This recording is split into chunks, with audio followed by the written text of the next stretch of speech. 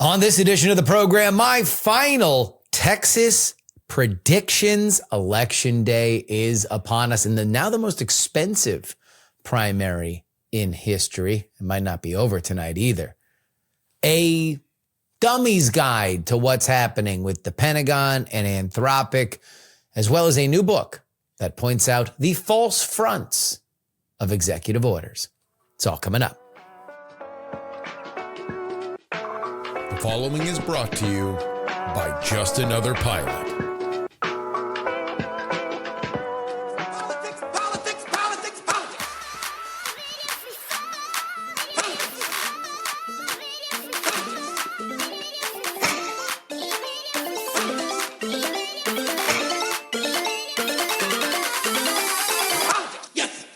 Hello and welcome everybody to the Politics program for March 3rd, 2026. Your old pal Justin Robert Young joining you from where the stars at night are big and bright. Deep in the heart of Texas, that is where voters will be going to the polls.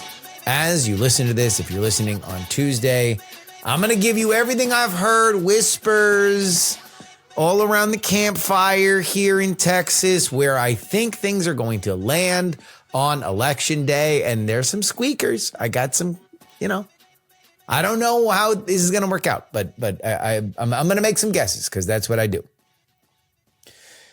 And then I got a whole thing about the Anthropic, OpenAI, Pentagon situation. I just want to give you guys some context. I'll give my opinion on it, but I really just want people to kind of understand the context because the fragments that are getting out, I just think aren't giving people a full picture. And this is an emerging industry with, emerging questions that we're going to ask going forward. And then we have a brand new book out about the false fronts of executive orders. We will talk to the author in just a minute. Let's get to Texas first. Let's do what we came here to do, and let's talk politics, election. Not only a big fat fight on the left-hand side of the dial, Tallarico versus Crockett, essentially mano a mano, and we have seen polling all over the map. Crockett up by 17, Tallarico up by 8, and everything in between. The polling aggregates are, pretty, 50-50. The betting markets have favored Tallarico from the jump, really. I mean, ever since Crockett wasn't able to raise money. And here's what I'm hearing. All right. About 3 weeks ago, there was some, a chill ran up the spine of the Democratic Party, which let me make this clear.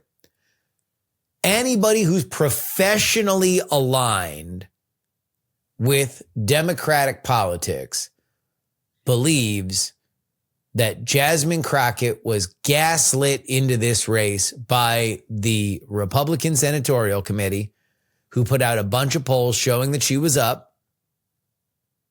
And that's why she got in the race late. And when she did not immediately run away with everything, then Tallarico kind of surged. But there was a chill that ran up the spine of the professional class of the Democratic Party about 2 weeks ago. When they look at some of Jasmine Crockett's crowds, they look at the fact that Jasmine Crockett is going to have a lock on the female vote. She's going to have a lock on the black vote. Is that enough in a Democratic primary to take things over the top? And then you add on to the idea that we have not seen Democrats come out and vote like this in a primary in decades, I think. You haven't had a competitive primary like this on the left-hand side. So the thought is, okay, well, if these numbers aren't insane, then that means that they got to be coming from places that don't normally show up like this. And that's probably going to be the black vote. That's probably going to be wherever the buoys on the female vote. And then at that point, you were looking at white male voters and effete city liberals and Hispanics that are going to have to carry it for Tallarico. Since then, you've seen more favorable polling for Tallarico. The big question is, how much did that Colbert stunt backstop him? Haven't seen a lot of great data on that yet. But the stuff that has come out since then doesn't really seem like it moved the needle. You either have one theory of the case or the other, and that is Tallarico is up by 10 or Jasmine Crockett is up by 10. Here's the reason why we have no idea, is because it's very, very hard to model an election that at this size that doesn't happen all that often. When's the last time anything like this happened? You have no idea. So I'm not going to be shocked when the polling's off here. That being said, in Texas, this is what I'm hearing whispered around Austin. In Texas, everyone believes it's Tallarico. For this reason. Tallarico has hired a great team. He has done great get out the vote in places where he needs to. He has run a competent campaign. Crockett, on the other hand, hasn't done hardly any of it. She still won't officially acknowledge who's running her campaign. She got into a fight with an Atlantic reporter last week and kicked her out for calling her a world-class hater. Then denied kicking her out. It's a tale of two campaigns.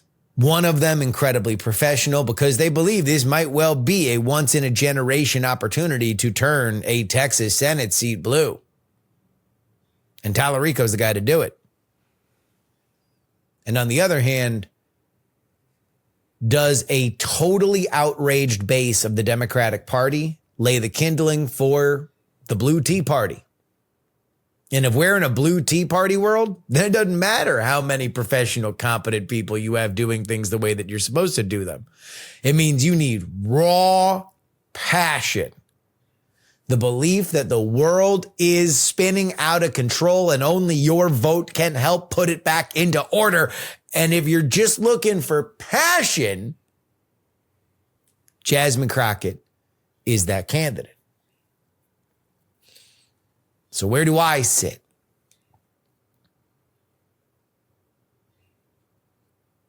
I'm kind of split. I tend to believe that in our modern polarized political meta, there is nothing that replaces passion. And oftentimes, Democratic primaries in Texas are kind of dumb. The person with the most name ID wins. That's that. And there's no doubt that Tallarico is a new flavor on the board compared to Jasmine Crockett, who's been on cable news and been a big name for at least the last several years. But I'd sure feel like an idiot if I bet on that and didn't go with Tallarico. And all I ever tell you guys is that at the end of the day, this is an X's and O's game. Blocking and tackling, going door to door and finding out who you need to turn out, especially in a primary. This is about dynamiting people off the couch, getting them down to the ballot box. And I'm here to tell you, friends, that I'm going to be that idiot. I predict that Jasmine Crockett is going to win. I think Jasmine Crockett's going to come in over 50%. And the powers that be are going to have to saddle up with her and move on. So there we go. Crockett's my pick. I don't feel great about it. At the end of the day, I have to bet on, pick one of my two favorite fundamentals. Everybody tells me in Texas Democratic politics that this is a well-run campaign that has a lot of money, that is putting it to good use wherever it needs to be. But ask a million different Republican incumbents back during the Tea Party. They had the exact same thing with the exact same level of expertise and probably even more money relative to the size that they had to go after, and they got smoked. So Crockett on the Democratic side. Which leaves us to the Republican, a Texas triangle, the likes of which has inspired a tremendous amount of money being put onto the airwaves and into the infrastructure for three candidates that aren't exactly, light the world on fire. They're all flawed. You have your sitting senator, John Cornyn, somebody that if he can just get through the primary, probably cruises against Tallarico or Jasmine Crockett. And then you have scandal-plagued Ken Paxton. We played that ad on Friday's show. It is nasty. The skeletons in his closet, should that door swing open, can conga line down the Rio Grande. Embezzlement. Adultery. Those are just the first two. And then you got Wesley Hunt. Somebody that by all accounts doesn't really enjoy being a representative. He does enjoy being on television and entered into this primary assuming that Cornyn was not going to be in for the long haul, that he might see the writing on the wall and say, yeah, exit stage left. So this race is almost assuredly going to go to a runoff. And I don't believe that there is a world in which Wesley Hunt is one of those top two. So the only real question is, who is ahead of who between Paxton and Cornyn by the time that this is all said and done? Now, before I get into a prediction, let's just lay out the state of play. Ken Paxton is somebody that has led by all polling aggregates from stem to stern here. John Cornyn's got a real problem with his base in Texas, and he has not really been able to materially change that all that much, despite putting like $70 million between his campaign and the senatorial committee onto the airwaves of Texas. It doesn't matter how many times he stands next to a border wall and folds his arms. People do not buy it. Johnny, they don't buy it.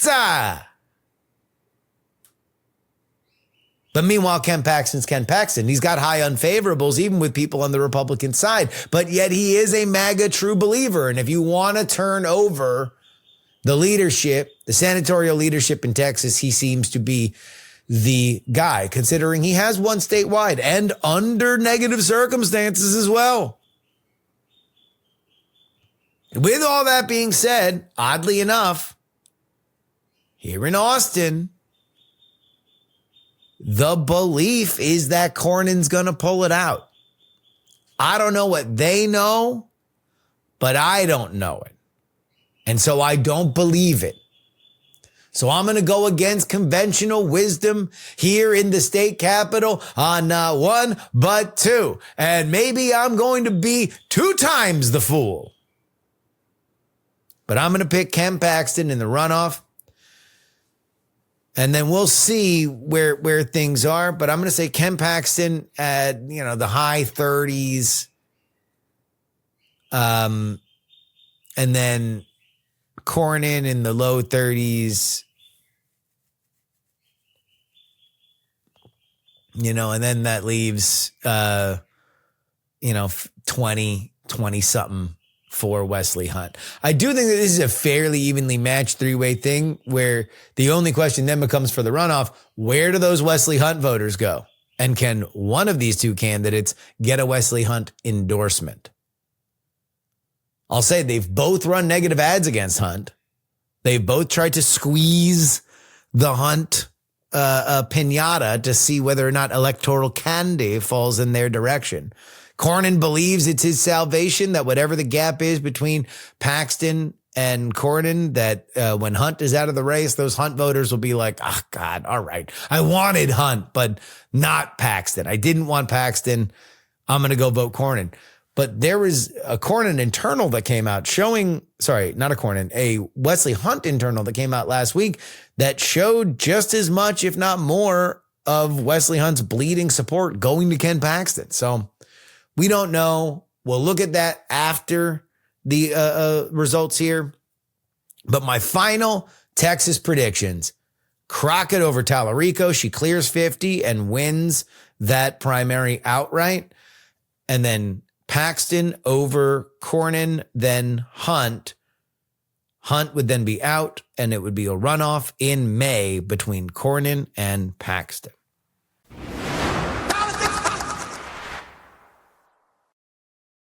Okay. With all that being said, I want to take you guys down a little story time to give you background on this whole Anthropic versus the Pentagon situation. If you have not been following this story, let me surmise it in as few words as possible. Anthropic is a maker of what is called a frontier lab.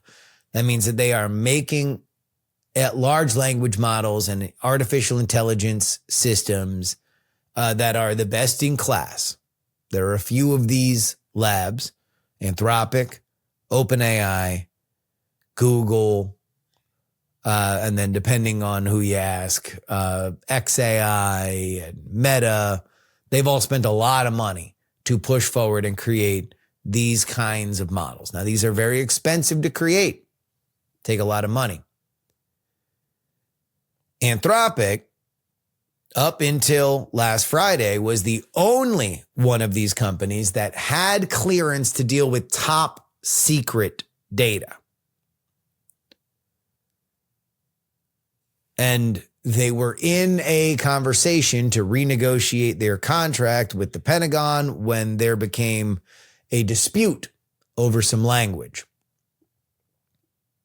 Specifically, Anthropic said that they were going to draw the line in the Pentagon using their technology for either mass surveillance of civilians or autonomous weapons without a human in the loop.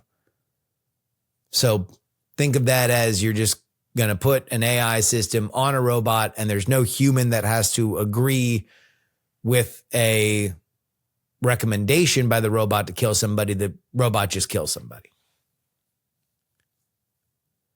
Now, because of our poisoned political world, this immediately became a referendum, like all things are, on Donald Trump and his administration, as opposed to what I believe to be a far larger, more interesting cross-cutting of how important artificial intelligence is to our modern age, an introduction for most people to the world of Anthropic, which is a very specific kind of company culture led by their CEO, Dario Amodei,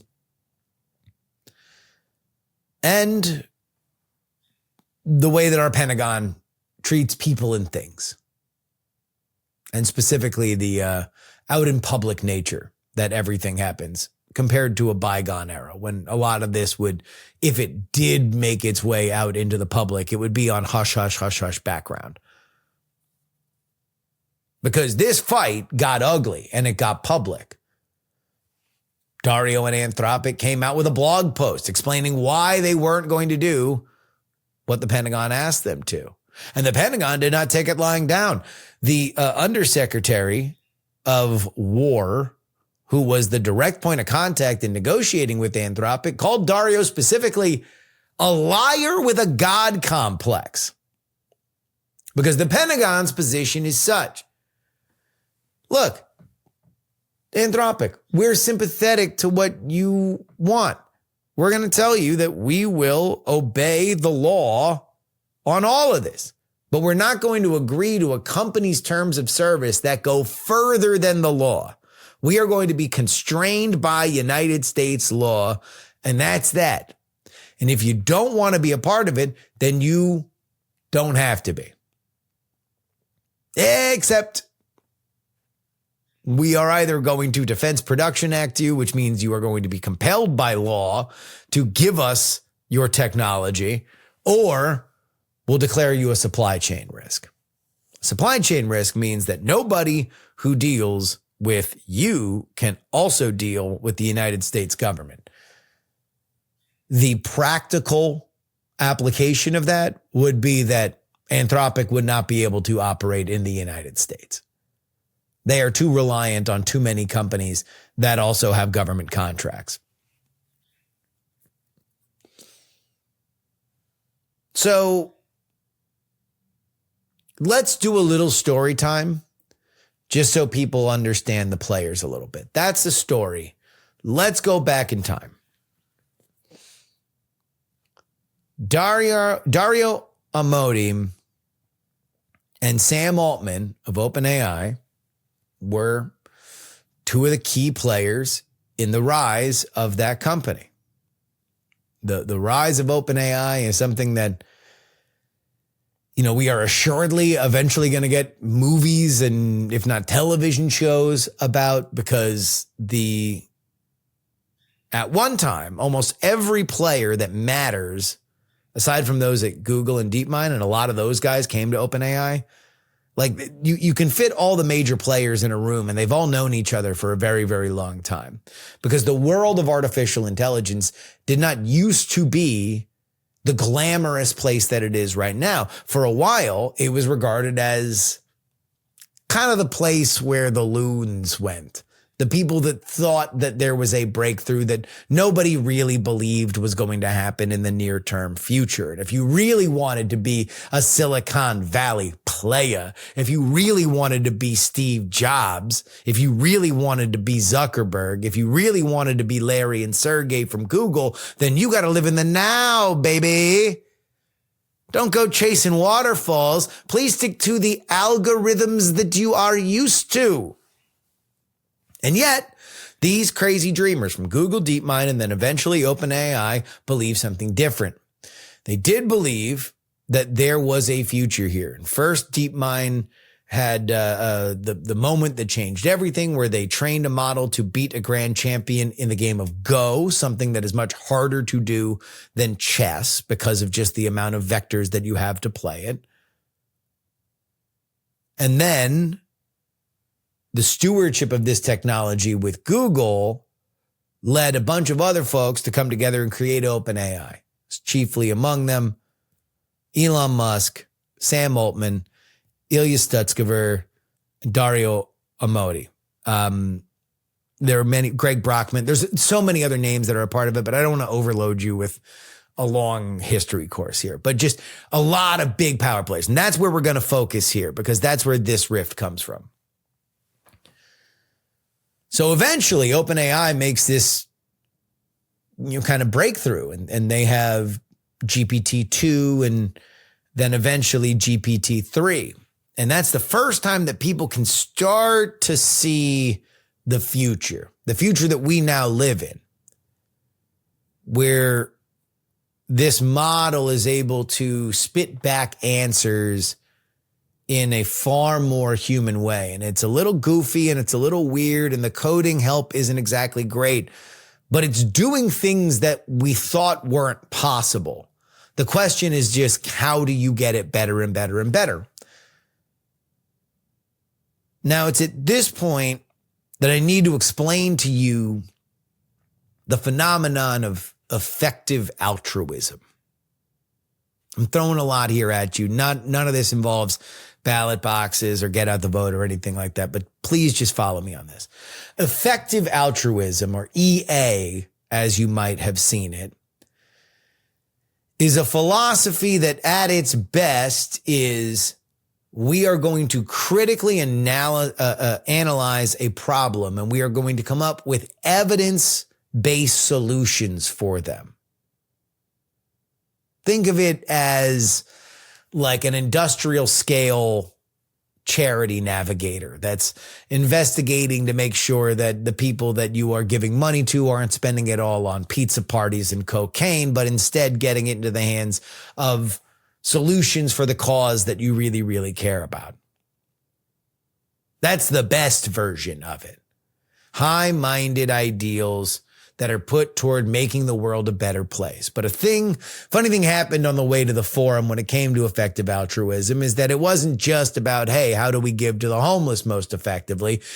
Instead, they started fixating on bigger and bigger and bigger problems. And eventually, AI became a huge fixation point for effective altruists, because AI, from its very, very, very beginnings, and I'm tossing it like back to like the early dawning of computers, to the idea of Alan Turing, breaking codes and dreaming of the thinking machine.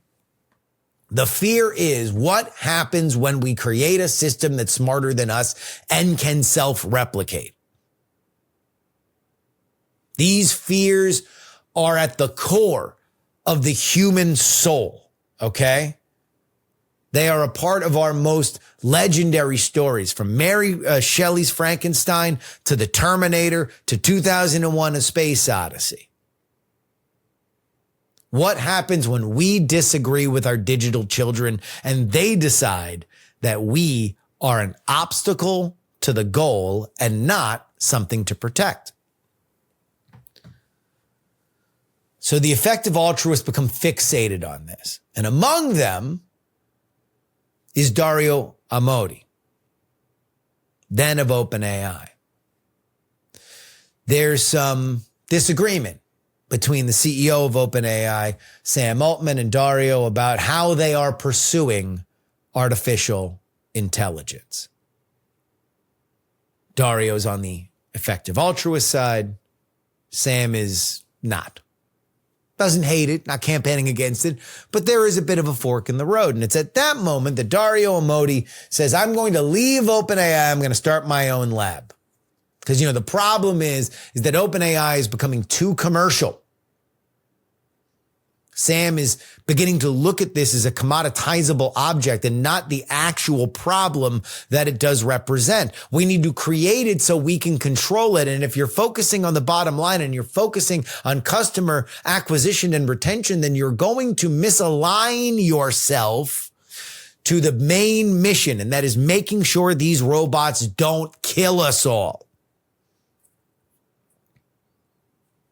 Now, this is where, again, I don't want to spoil the eventual movies and television shows, but there's a little bit of a disagreement as to how that exit happened and whether or not Anthropic said they were just going to be a lab. They didn't even want to create a product, or whether or not they already understood that they were going to be a competitor to OpenAI. But eventually, that's exactly what happened. Now, here's where I think people lose a little bit of context to this modern issue. Because part of the effective altruist movement also has a tremendous fixation on China. They are worried about World War III, and they believe that China is a major fixation point. And so it is because of that Anthropic becomes the first major AI company very early on in their development to take money contracting for the CIA. I haven't seen a lot of people talk about this, and so I think it's kind of been missing in the discourse. But Anthropic did not become a government contractor with top secret clearance overnight. That happened years ago under the Biden administration with the CIA. And in large part, this is justified because Anthropic's supposed to be the kinder, gentler, crunchier, safety-aligned company. So why are they aligning with the CIA, 3 American letters that probably spell more nefarious activity than anything else that we have in our, zeitgeist? Why would they do that? Because of China. Because Anthropic can justify it to themselves saying, we want to make sure that we are on top of China. But they've been doing that forever.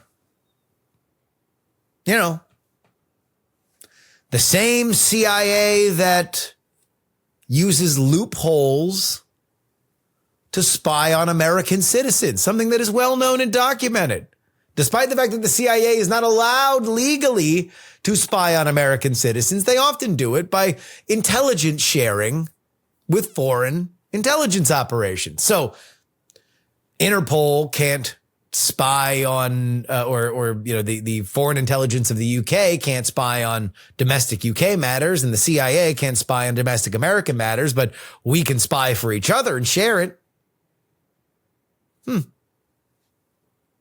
You have to wonder if Anthropic knows for sure, pinky promise that Claude never touches that information. But that is what has happened. Part of this is also because the only people to be able to keep that information on their cloud, the only provider that is blessed to do that for top secret stuff, is Amazon, AWS. Amazon, an initial big early funder of Anthropic. So that had been churning along for years and years and years. And then what brings all of this to a head is an order by the Secretary of War or Defense, depending on how you salt this particular beef to taste, Pete Hegseth, saying that we are only going to deal with AI companies. We want to put AI everywhere in our operation. We believe that AI has a tremendous amount of power. And so we're going to do a pilot program for XAI and for OpenAI and for, I forget who else that they did it with. But we want to make sure that we have an AI partner that is allowing us to use its technology right up until we are legally constrained. We don't want a private company to have say over something that we are not that we are legally allowed to do. And so the contract that Anthropic signed with this administration last year now has to be renegotiated. And there are a few key words, and I would encourage you, I don't want to go line by line here to point it out, but it's legalese that either the Pentagon or Anthropic had to be comfortable with.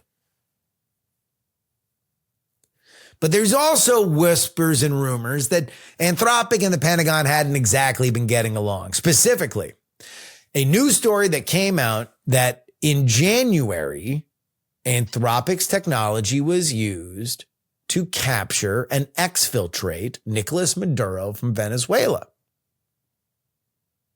The rumor is, according to some reporting, that Anthropic was not pleased about this. If I were to take a wild guess, it's one of those old-fashioned Slack revolts where people inside the company are very, very mad about something that happened with the company and they are spilling their feelings. So the Pentagon apparently is not in love with the fact that Anthropic is mad about stuff like that. And they are worried that at some point Anthropic would just kill their API in the middle of a mission or before a mission is about to start. That's the worry. Is that if you are going to turn over a portion of your operations to a supplier, that supplier would stop supplying at a time where things are very critical because that supplier decides that they do not want to be a part of it now. And they believe that Dario is the kind of guy who cares so much about his principles that he would do exactly that. And so there is reportedly a meeting last Thursday. According to the Washington Post, not exactly a great friend of the Pentagon, there is a moment that defines that meeting where the Department of War representatives ask Dario, hey, if there were ballistic missiles that were flying in to hit the United States, would you allow Anthropic's technology with the full knowledge that we might accidentally wind up killing somebody if it fell into a civilian population? And Dario's answer, according to the Washington Post, all right, not Newsmax, not Breitbart, not One America News, the Post The answer from Dario is, well, you can always call me. And it's at that moment that the Pentagon decides we do not have a deal with these people. The only question is the punishment. The one thing that Dario does not know, this is according to a New York Times report, is that the Undersecretary of War has also been talking to Sam Altman, Dario's former boss and co-worker, for whom there is no love lost. Indeed, the effective altruist contingent of the OpenAI board is the reason why Sam Altman was very briefly not the CEO of OpenAI. Anthropic, regardless of who you believe about what they said they were going to do, and the fact that they were leaving OpenAI because OpenAI was becoming too commercial of an enterprise, bought a Super Bowl ad talking about how terrible OpenAI was.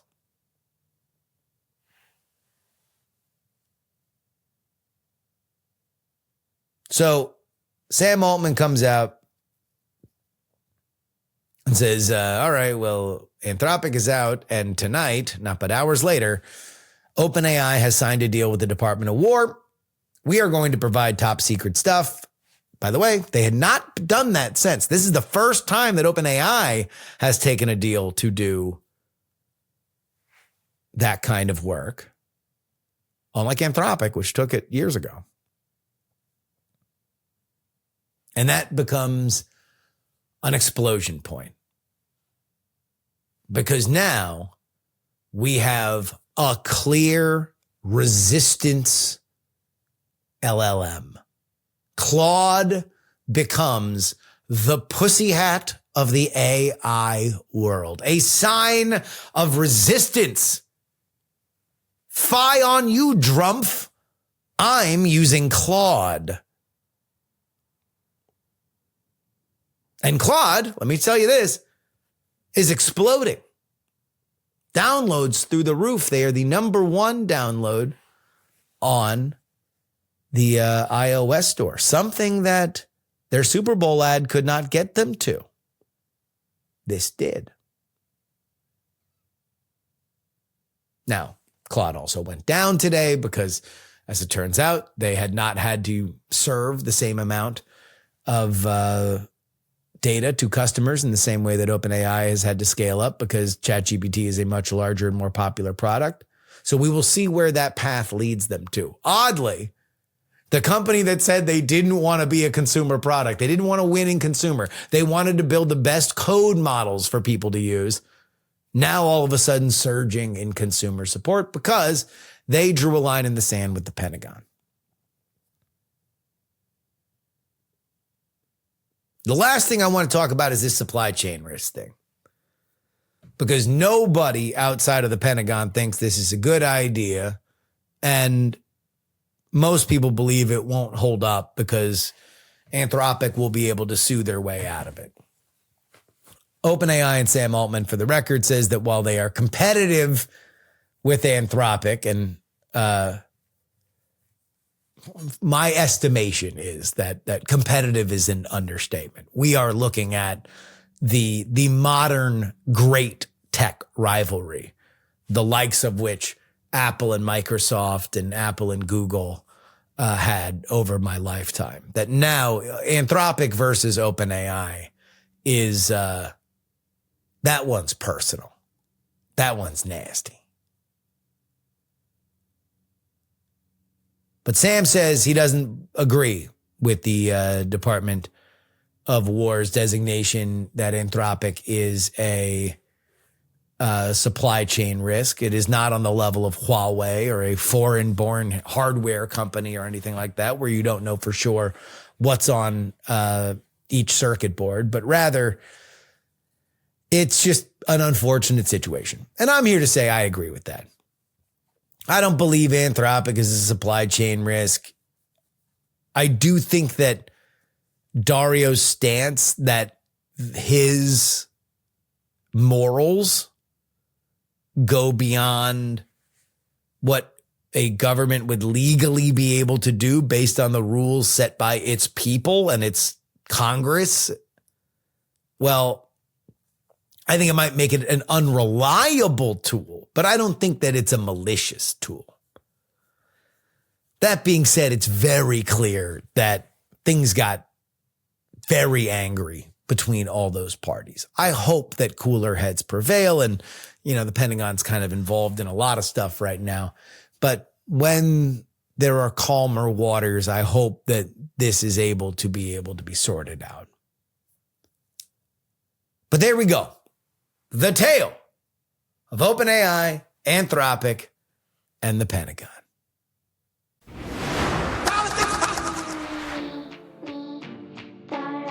This is your update brought to you by TakePoliticsSeriously.com, where you need to go if you want to support the program. Get 2 bonus episodes each and every week. It's just that simple. A majority of Americans oppose the new military strikes on Iran, according to multiple polls conducted after the U.S. and Israeli attacks. CNN SSRS found a nearly 60% disapprove. The Washington Post poll showed 52% opposed, while 39% support. Support, of course, is sharply partisan, with most Republicans backing the strikes and most Democrats opposing them. Public backing drops further if the conflict results in U.S. casualties or higher gas prices. Most Americans are also expecting a prolonged conflict. Oil prices have jumped. Well, they fluctuated over the last few days. Okay, so here's how I'm looking at the public opinion side of this. Number one, you look at those numbers. If you compare it to the Iranian attacks, like Midnight Hammer and then Venezuela, the Trump foreign policy has started less popular and gotten more popular. Now, that's been conditioned on the idea that these things were over. And right now we're in a situation where things are not over. So we will have to see exactly how this plays out. But the fact that it's tracking almost exactly with Donald Trump's approval, maybe a touch lower, so you're losing some of that Marjorie Taylor Greene, Tucker Carlson, I don't want to die for Israel kind of crowd, makes sense to me. These broadly seem pretty much where I would expect them. Everything depends over the next 7 days. Right now you've got a real mixed bag. Dubai and Israel are reopening commercial airports. Good sign. It means that they don't believe that Iran's got the capability to shoot missiles there. Otherwise, they would not be flying commercial aircraft. But the Strait of Hormuz is closed. How long is that going to take to clear out? Bad. That's the kind of stuff that sends oil prices up. Now, with that being said, Marco Rubio came out today and laid a few things out. He said, look, here's the reason why we did this now. Israel was going to move on them no matter what. If Israel moves on them, it's our bases that Iran is going to hit. There's a higher likelihood for deaths. So we have to either move in defensive capabilities no matter what, even if we don't hit them, or we decide now's the time, we're going to live our lives and live forever, right? Simultaneously, Iran did fire on all those bases that are all on soil in other Gulf states. Report coming out now that Saudi Arabia and UAE are considering active attacks on Iran. At which point I think the regime is done. Now, whether or not that's going to reconstitute a better neighbor for anybody in the Gulf, let alone one that is friendlier to the United States, anybody's guess. But I can't imagine Israel, Saudi Arabia, Qatar, and the United Arab Emirates all deciding that they want to take somebody out and it not happening. This is the whole neighborhood getting ready to eject the one bad apple. Does that mean it's going to be clean? No. Is it going to mean it's going to be cheap? No. Does that mean it's going to be quick? I don't think so. But right now there's a mixed bag, and I think the next 7 days are going to tell us a whole lot as to exactly how popular it's going to be. Should we see oil be a fluctuating asset as it always is? Now is the time that the United States should be breaking out that strategic reserve. Now is the time. If the Trump administration does not want to get absolutely blown off the board and give up the Senate and the House, then you're going to need to tap into that reserve if there is a problem with the price of gas. I'm just going to say that. The House Oversight Committee released video of its depositions of Bill and Hillary Clinton regarding their past connections to Jeffrey Epstein. Hillary said that she did not recall ever meeting Epstein and only briefly encountered Ghislaine Maxwell. Bill Clinton said he cut ties with Epstein before his crimes were known and insisted that if he had known what Epstein was doing, he would have reported him. Press the X to doubt there, but Chairman James Comer called the depositions historic, noting the Clintons are the highest-ranking officials ever deposed by Congress. The Department of Justice previously released photos showing Bill Clinton with Epstein in compliance with the Epstein Transparency Act. Okay. The Clintons. Boy, durable, huh? You know, if Hillary Clinton were more likable, she would probably be president. She came pretty close. I don't know if people remember, but they handled this about as well as you can handle it. I think James Comer handled it about as poor as you can handle it. You know, they got up to the big leagues. They got the two biggest, most high profile people to sit for depositions. And the Hillary Clinton one specifically was a clown show. Lauren Boebert sent a picture of Hillary Clinton sitting down to Benny Johnson. The clip of that is already circulating on social media of Hillary Clinton and her lawyer getting super mad and Boebert saying, "Oh, I'm sorry, I'll take it down." Bad. Asking Hillary Clinton about Pizzagate. Bad. You know, the point of this is that you want to get Hillary Clinton or Bill Clinton all riled up. You want them spitting and saying things that are mean or, you know, just out of pocket. Or you want to catch them in things that they could later be hit for. You know, like, I did not have sex with that woman, Miss Lewinsky.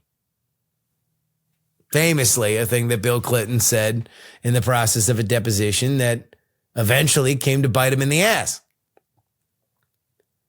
I don't think they got anything like that. I watched a little bit. C-SPAN is airing the depositions right now. And so right before I was recording, I caught a little bit of that.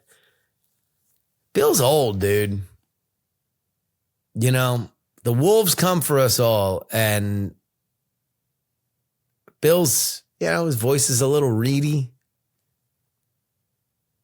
He's not quite the powerhouse he once was. Now, how truthful was he? Well, you know, I don't know. It would not shock me if Bill met women through Epstein. I don't think any of them were underage. But then again, I have, you know, we just did the whole Epstein thing on Friday. Like, I don't have an expansive idea of exactly how many underage girls were running around Epstein's life to begin with, aside from when he was recruiting out of the high schools in Palm Beach. Finally, Kalshi has struck a deal to license Associated Press election data beginning with the 2026 midterms. The AP will provide Kalshi with live vote counts, race calls, forecasts, and key election details like poll closing times, integrating them directly into Kalshi's prediction market platform. This agreement is non-exclusive. The move reflects growing competition amongst prediction markets to boost credibility through trusted data partnerships. The AP, which has counted votes since 1848 and posted a 99.9% accuracy rate across 7,000 races in 2024, is expanding its elections data business amid rising demand beyond traditional newsrooms.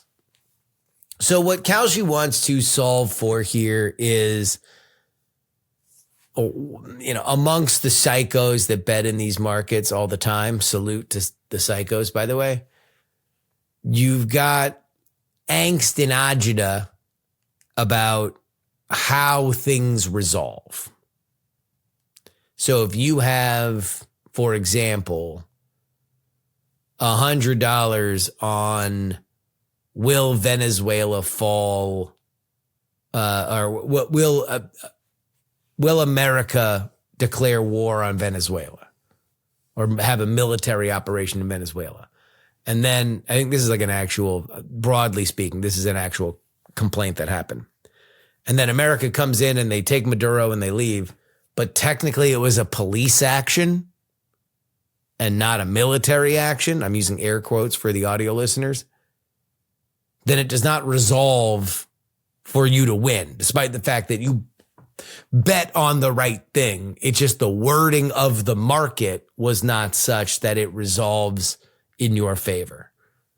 In this case, you can say the market will all be pinned to Associated Press data. So it will be, will the Associated Press call the election before this time? There we go.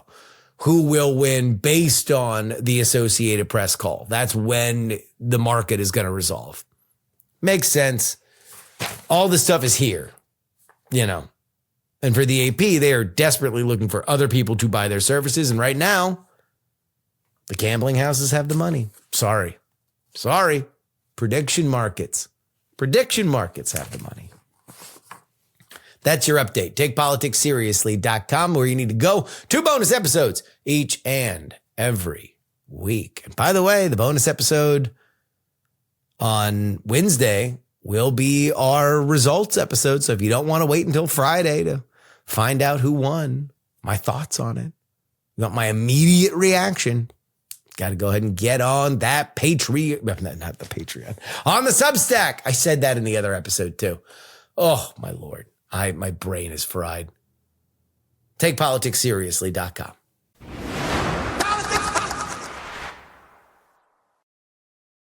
Our guest today is Kenneth Lowande. He is the author of the brand new book, False Front, The Failed Promise of Presidential Power in a Polarized Age. Welcome to the program, Kenneth. Thanks. Happy to be here. So the premise of your book is that the concept of presidential power is something that is a little bit more puffed up than it really is, right?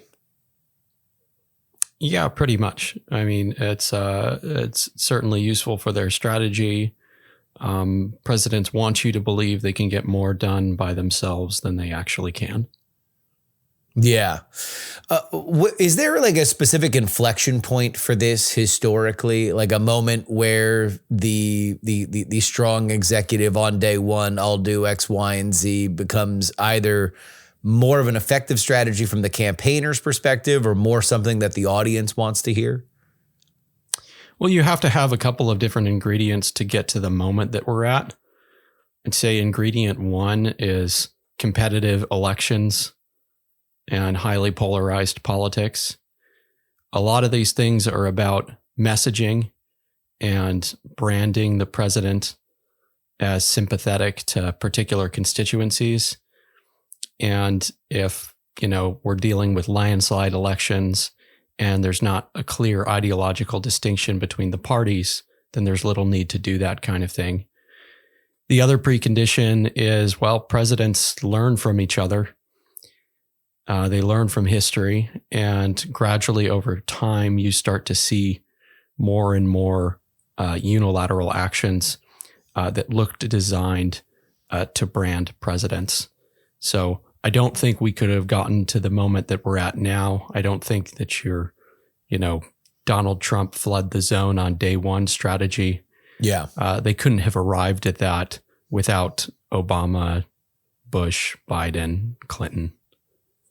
So this, if you're looking for is, so go ahead. Yeah, I was just going to say, so this in a lot of ways is built out from the polarization of there being a want from the electorate that a thing needs to happen, or I would be disappointed if we went a term where the thing I care about the most is not addressed. And regardless of the fact that this is something that can and will and has over the last few cycles just been totally flipped up on its head by another executive order from the incoming administration from the other party the next time they're in charge, it is still a fairly, a durable promises made, promises kept from the point of view of an election. Right.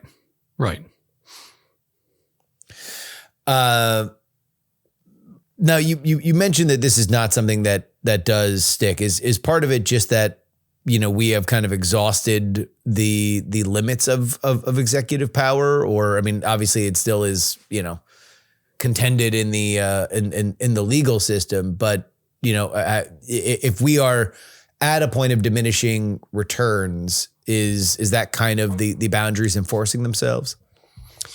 It's not that we've exhausted the limits of executive power, and it's not about whether or not executive power could do anything. I think it's a fixed feature of giving one party or one actor the authority to do stuff, right? This is just a fixed, right? There's a reason we have legislatures, because when you get a bunch of different people together working on a problem, oftentimes you come up with a better solution. When ideas are filtered through lots of layers of decisions, you arrive at a better policy. And when you concentrate all of that authority at one decision point, what you're going to do is deal with lots of different problems, like, okay, the bias of that individual person who's making the decision, and you're going to deal with the lack of buy-in from other layers of the bureaucracy and outside the government, which is also important. So I don't think that this is, we've reached the limit of executive power, and that's why presidents sometimes fake it. I just think it's a fixed feature of this way of making decisions, which is just suboptimal.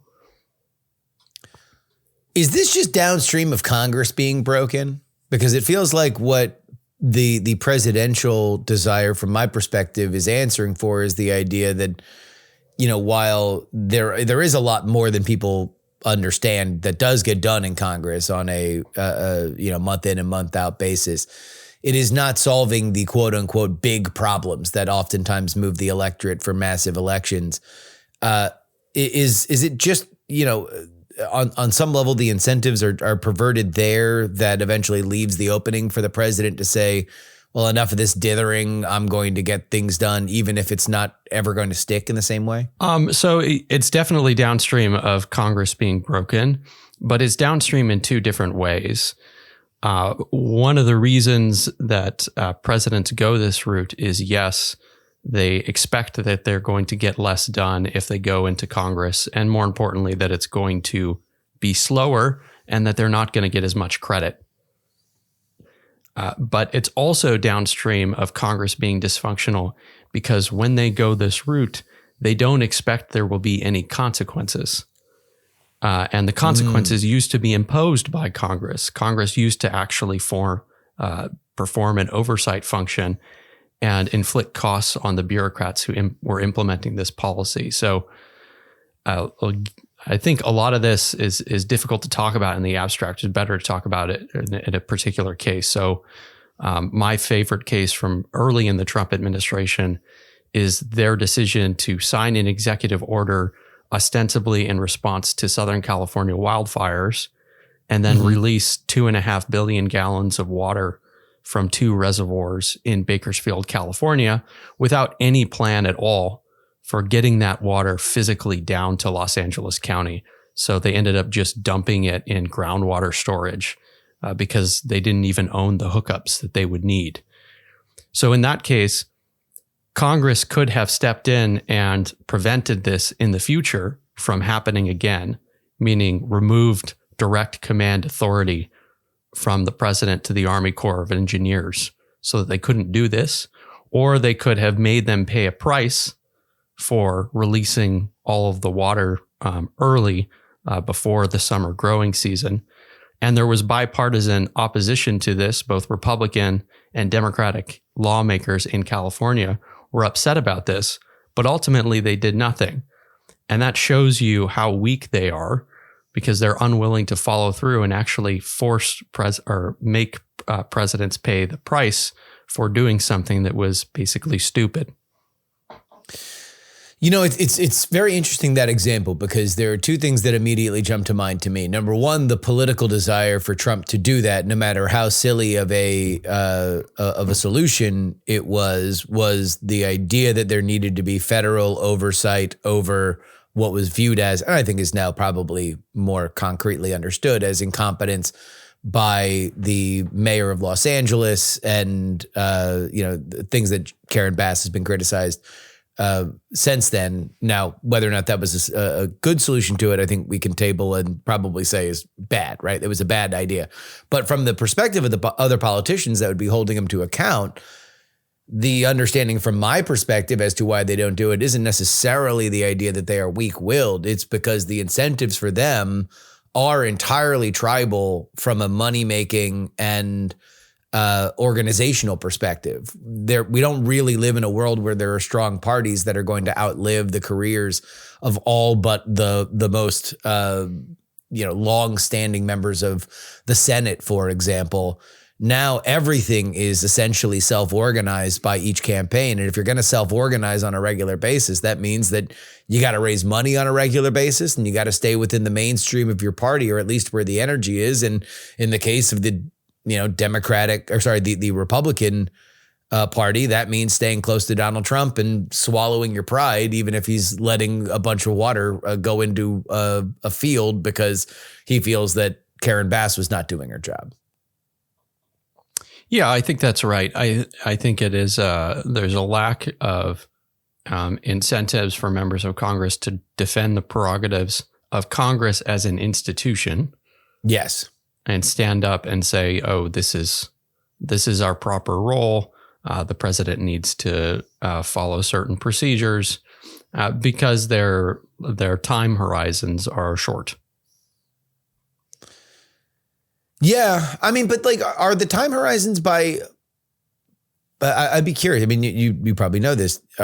Is the lifespan of an average politician any shorter or longer than it has been historically? I don't have numbers right in front of me now. I know that turnover in Congress in recent years has ticked up and is higher than it has been previously. But when I say that they have a short time horizon, I mean they have a 2-year period where they're in office if they're House members. And so they're looking to the next election and thinking about the bottom line of what's going to maximize the odds of that, or maximize the odds of their preferred alternative career path. Yeah, I would say from an incentive point of view, you're always going to have them tilt one way or another. They're either going to tilt toward allegiance to the party, because if you are not in a situation where you are asked to raise the amount of money that you need to raise to run every 2 years, then you are going to be loyal to a party that will pay for your ability to either win tough races, or you are asked to raise money so you can fund people to win tough races. But in this kind of DIY world where there is no strong party, and you have had turnover from leadership that used to be really, really good at this from both sides of the aisle, then that means, you kind of are stuck in this a little bit more of a rat race world where you got to be on cable news. You can't be too far away from the source of heat in your party, and then from the presidential point of view, which is the focus of your book, obviously, it seems like the general desire on all of this stuff is just do something. There is America wants something done. And we are less and less concerned if it is the right thing, as long as it is a thing that demonstrates that something can happen at any point. I think that's correct. I think that in general, we have an action bias. I show in the book that when you put a news headline in front of people about one of these executive actions, people assume that the president has achieved that goal. Like their default perception is, oh, president announced executive order on, I don't know, lowering prices. Oh, yes. It must have been right. Yeah. So it's almost like magic. It's a sleight of hand that for them is only good news. And I think if you even look back to criticisms of the Biden administration, most of it was this kind of vibe-based, he's not really doing anything critique. That he was slow, that he was wasn't super active, and his constituencies were demanding something out of him. Yeah. Although, I mean, have you kept track of kind of the escalating feedback loop of like day one executive orders of 'cause it feels like we obviously had a bunch on day one for Trump, and then you had a bunch on day one for Biden, and now, there were so many for Trump, he was signing them in the Capital One Center while the Village people were performing, and they haven't really stopped since then. Is that numerically correct that these things just kind of keep getting bigger, if just because each time the different party gets in, they have to answer for the last president's executive orders that now they are executive ordering to be undone? I mean, numerically, the Trump administration is the second Trump administration is a huge outlier, just in terms of the number that they have signed. Part of that is a true indication of activity, but part of that is, quite frankly, Justin, he just likes signing stuff. So he does. Some of these orders, if you actually read them, these will be things that other administrations would have done, and they wouldn't have signed an order. Yeah. So it's hard to look at the raw number. They're branding exercises, because in his mind, it is more important if he is signing it in front of the press and they're asking him questions and he can hold up a piece of paper as opposed to just doing a thing. Right. And it is not the first person to do this. During the Clinton administration, he signed an executive order on environmental justice, which was an important branding exercises. But a lot of the things that the EPA was doing had started in the George H.W. Bush administration. It's just that George H.W. Bush didn't want to label it environmental justice for obvious reasons. Yeah. So again, a lot of these things have precedence. That contributes to the increase in day one executive orders. The other thing that I'd say about that is, since most of these things are top down, and each of them you could think of it as like, okay, I'm just giving a bunch of my subordinates homework. Okay. That one consequence of this flood the zone strategy is, if you've got a couple hundred of these things now piling up, people can only follow so many directions, right? Yeah. And so I think even now you start to see signs of their real bandwidth limitations on what any administration could be doing at once. Yeah, I kind of think that this is also a generational understanding of media, that the idea of like flood the zone certainly makes a lot of sense in the frame of a 24-hour or even 12-hour news cycle. There's only so many things that you're going to be able to pay attention to. For example, you had a gigantic story on Friday with the Department of War and the AI companies Anthropic and OpenAI. And in any other world, that probably would have dominated the Sunday shows, except we went to war in Iran. And so now that's going to be the number one thing. And so that is a king of the hill that really does, the American attention span, even in our modern era, really only has space for one, maybe two stories at any given time, depending on your niche frame of reference.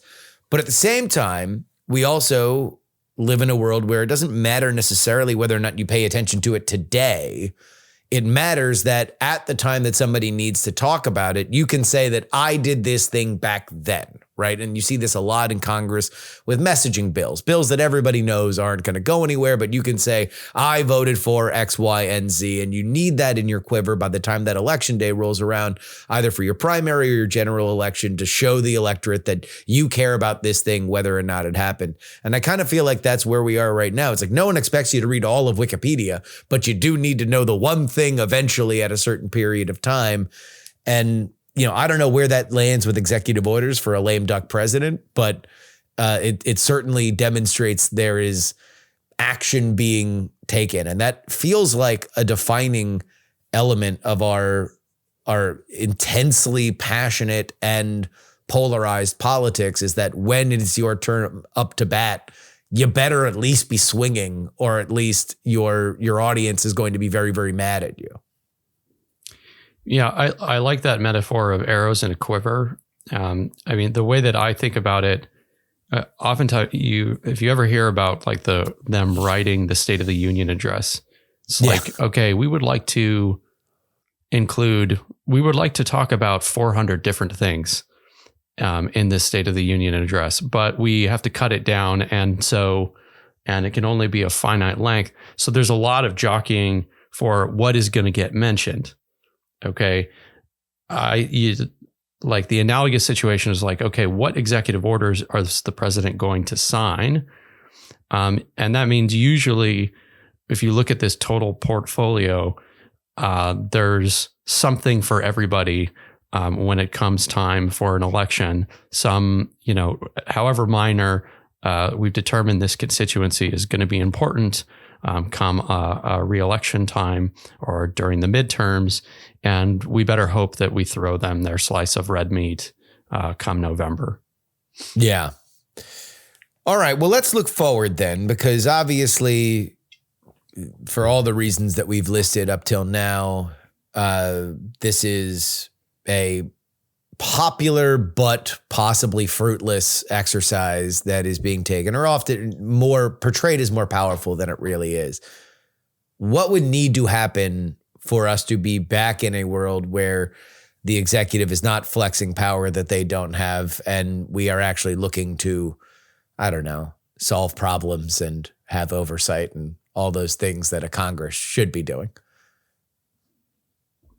I mean, you could start with that. The work of enhancing Congress, I think, is where you would have to begin. If you want something that's more directly related to executive power and executive actions, you could approach it from both the inside and the outside. The outside, you could change the way the news reports about these things. Like if you read even news outlets that you think, okay, ostensibly they're going to be opposed to Trump or they're going to be opposed to Biden, they're still writing stories that very much give the president credit for acting and portray him as powerful. In some ways, they're actually reinforcing his power by highlighting some of these things and giving you the impression that he's really solved something that he hasn't. So news media could change the way they report something that they have. Right. So the news media could change the way that they're writing about this. I think that sometimes interest groups settle for too little, right? So sometimes you'll see within an executive order that is really half of what they want. They settle for being in the room and, they show up to the signing ceremony. Some of them might even go and work in the White House. But they could demand more and notice that some of these things don't actually go as far as they want. So that would help. The other thing is that, 30, 40 years ago, the process for clearing one of these things wasn't so tightly connected to the political operation in the White House. So right now, everything that the Trump administration is doing is getting greenlit by Stephen Miller. Yeah. And, in the first Trump administration, it was being greenlit by someone who used to work for Mitt Romney and was a business executive. Now it's essentially being greenlit by someone who is a comms guy at his heart, right? He's not a bureaucracy. He's not a bureaucracy guy, not a lawyer. He's a comms person. That means that everything that they're signing is being filtered through this. How is this going to help us politically question? Yeah. And it didn't used to be the case. It used to be the case that a lot of these executive orders filtered up from the bureaucracy itself. They went through a pre-clearance process in OMB, and the last question they considered was this political question, not the first. So and that sounds like boring, like, okay, inside baseball, how does the White House work? But like putting these people on other ends, different ends of the building, I actually think would help. If even just to strangle out some of the more extraneous or entirely noise-driven EOs. Well, it's not just about like extraneous and noise-driven stuff, or even stuff that is looks to be fake or doesn't have much behind it. Yeah. It's about the design of the policy itself, right? So like you think about something, even as in something like an area like immigration, like, okay, if your goal is to deport as many people as possible, and that's your objective, fine. But if you're going to do that, the most efficient, fastest way to do it is not to send them to Guantanamo Bay first, right? Because it costs orders of magnitude more to house them. The most efficient way to do that is not to rearrest everyone the government has authority to arrest on site. But they're doing both of those things because they want to inflate their arrest numbers, and because sending people to Guantanamo sends a particular message to the American public. So those are concrete examples of the ways that politics is warping the design of policy that actually undermines their core objective, which is to be tough on immigration. Right? So so that's the basic point. Well, I'll tell you what, it is a fascinating conversation, and we encourage everybody to head out there and get the book. Again, it's False Front, The Failed Promise of Presidential Power in a Polarized Age. Kenneth Lowande, thank you so much for joining us on the show. Where can people find not only a place to purchase the book, but also more of you and your work? You can type my name into Google at this point, right? And the book's on Amazon. Yeah, go buy it. Sometimes the authors like to say it, sometimes they don't. Publishers look at Amazon. Go to Amazon, leave a review, buy it on Amazon, leave a review. They love it, they love it, they love it. Kenneth, thank you so much for joining us.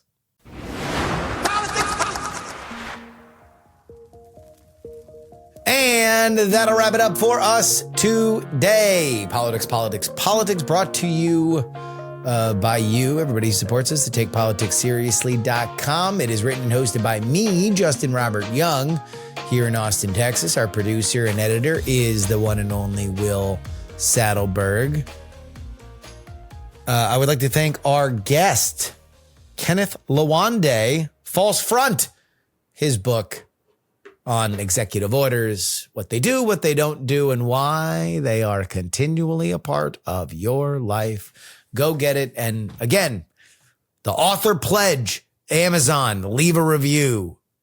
This is what, I'm not kidding you. For every one person that does it, an author's life gets 10% better. Like that's the raw number conversion. I am not kidding you. If you would like to support the show, you can go to TakePoliticsSeriously.com. $12 a month gets you 2 bonus episodes each and every week. You can also do our annual plan under $100 for over 150 episodes each year. And if you did it now, you're like right smack dab in the middle of like presidential announcements. That was a good time. Lock in that annual right now because you get all the midterms, and we are already at this point in the last presidential cycle. Donald Trump had already announced that he was running for president. Ooh, you got to imagine someone's going to do it that early again this time too. They're all already running. So it's just a matter of when they announce. Very exciting. Of course, if you want to get your name read on the show, the only place that you do it is also at Take Politics Seriously, but it is at the foundational tier, including these fine folks: Sonny Black, L3PO, Peepaw, Scott, Middle-Aged Mike, Tom, Nick, Sarah Jeannie, Jeremy, Pro Idiot, Chiller Tomatoes, Neil, Casey, oh yeah, it's Adam, AB Puppy, Dr. Whiskey, Fat Tony's PJs from New York, Will, The Borge B, Michael, Matt, TP4 Bongo, Andrew, Edwin, Sam, Andrew, Phil, Edison, Paul, Gloria Young, my mother, a dog named Checkers, Jerry, Trucker, John, Berkeley, Steven, and Zombie Doc. You want your name read on the show? That's the only place to go. Results the next time I speak to you. Also, Jennifer Doliak joins the program to talk about the science of second chances, an issue that I think is probably underspoken about in politics. Some of the most ripe dead cable in politics, in my opinion, is safety in cities. And Jennifer Doliak wrote a whole book about how we should handle that problem. What creates the best incentives to get people off the street that are causing trouble, but also not create a circle of violence that only makes the problem worse. That is on Friday's episode. Till then, this is your old pal Justin Robert Young saying, some shows talk about politics, others talk about politics, and still more discuss politics. But this is the only show that dares discuss Hole 3. Diamond Club hopes you have enjoyed this program. Dog and Pony Show audio.